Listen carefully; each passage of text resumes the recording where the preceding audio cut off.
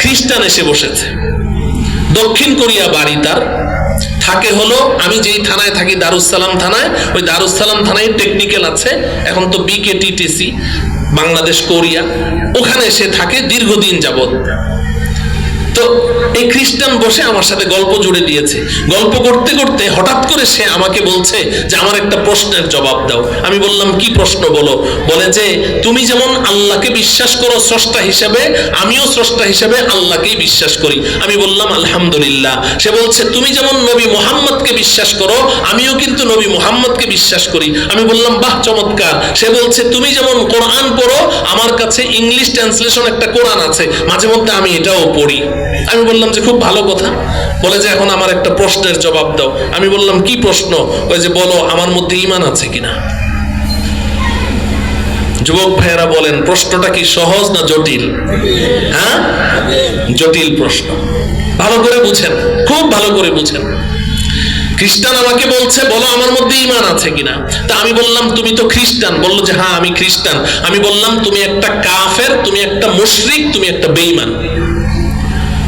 তো সে খেপে গেল, কেন? তোমার বিশ্বাস আমার বিশ্বাস তো সেম সেম। তুমিও স্রষ্টা হিসেবে আল্লাহকে বিশ্বাস করো, আমিও তো স্রষ্টা হিসেবে আল্লাহকে বিশ্বাস করি। তুমি নবী মুহাম্মদকে যেমন বিশ্বাস করো, আমিও তো নবী মুহাম্মদকে বিশ্বাস করি। তো তোমার বিশ্বাস আমার বিশ্বাস সেম সেম। তুমি নিজেকে ইমানদার বলছো, আমাকে বেঈমান বলছো, কারণটা কি?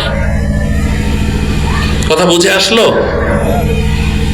এই প্রশ্নের জবাবটা বুঝেন। আমি এই জবাবটাই আমার যুবক ভাইদেরকে বুঝাইতে চাই যে আমি ওই খ্রিস্টানকে ওই দিন কি জবাব দিয়েছিলাম, ওকে কি জবাব দিয়েছিলাম। বিশ্বাস তো সেম সেম। ও তো দাবি করলো আল্লাহকে বিশ্বাস করে, আপনিও তো দাবি করছেন আমি আল্লাহকে বিশ্বাস করি, আপনিও দাবি করছেন আমি নবী মুহাম্মদুর রাসূলুল্লাহ সাল্লাল্লাহু আলাইহি ওয়াসাল্লামকে বিশ্বাস করছি। এবং সমাজের অধিকাংশ মুসলমান তারা মনে করে আমি তো এই বিশ্বাসগুলো লালন করছি, আমি তো পরকালকে বিশ্বাস করছি, আমি তো আল্লাহকে স্রষ্টা হিসেবে বিশ্বাস করছি, আমি তো আখিরি পয়গম্বর নবী মুহাম্মদুর রাসূলুল্লাহকে বিশ্বাস করছি, দ্যাটস এনাফ, আমি একজন মুমিন। তো এই অধিকাংশ মুসলমানদের অবস্থা এমন কি এমন না বলেন? তাহলে অধিকাংশ মুসলমানরা এই বিশ্বাস নিয়ে আছে। নামাজ নাই, রোজা নাই, দিন নাই, শরীয়ত নাই, কোরআন নাই, কিতাব নাই, আল্লাহ রাসূল নাই, বাস আমি ঈমানদার। আপনি গিয়ে তাকে কোনো একজন বেনামাজিকে বলেন তুই বেঈমান, আপনার মাথা ফাটিয়ে ফেলবে, মাথা ফাটিয়ে ফেলবে। আমাকে বেঈমান বললি কেন? নামাজ না পড়লে কি হবে? আমি ঈমানদার বলবে না? তো এখন ওই হিন্দুও দাবি করছে ঈমানদার, এই খ্রিস্টানও বলছে ঈমানদার। আমি বললাম তুমি স্রষ্টা হিসেবে আল্লাহকে বিশ্বাস করো, এই কারণে তুমি ঈমানদার। সে বলছে অফকোর্স আমি ঈমানদার। আমি তখন ওই খ্রিস্টানকে বললাম আচ্ছা তুমি বলো তো আবু জেহেলকে তুমি চিনো? কয় হ্যাঁ চিনি। আবু লাহাব, উতবা, শাইবা এদের নাম শুনেছো? কয় হ্যাঁ আমি এগুলো জানি।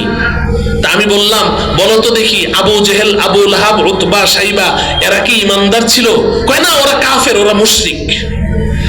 খ্রিস্টান বলছে ওরা কাফের, ওরা মুশরিক। আমি বললাম হ্যাঁ তুমি ঠিক বলেছো, আবু জেহেল, আবু লাহাব, উতবা, শাইবা এরা সবাই কাফের ছিল, মুশরিক ছিল। তুমি 100% ঠিক বলেছো। কিন্তু তুমি এটা জানো না যে তুমি যেমন স্রষ্টা হিসেবে আল্লাহকে বিশ্বাস করো, আবু জেহেল, আবু লাহাবরাও স্রষ্টা হিসেবে আল্লাহকেই বিশ্বাস করত। এই কথাটা আপনাদের অনেকের জানা নাই, এটা বুঝেন ভালো করে। আবু জেহেল, আবু লাহাবরাও স্রষ্টা হিসেবে কাকে বিশ্বাস করত? আল্লাহকে বিশ্বাস করত। এই কথাটা আমার নয়, আল্লাহ পাক কোরআনে কারীমে জায়গায় জায়গায় এই কথা বলেছেন।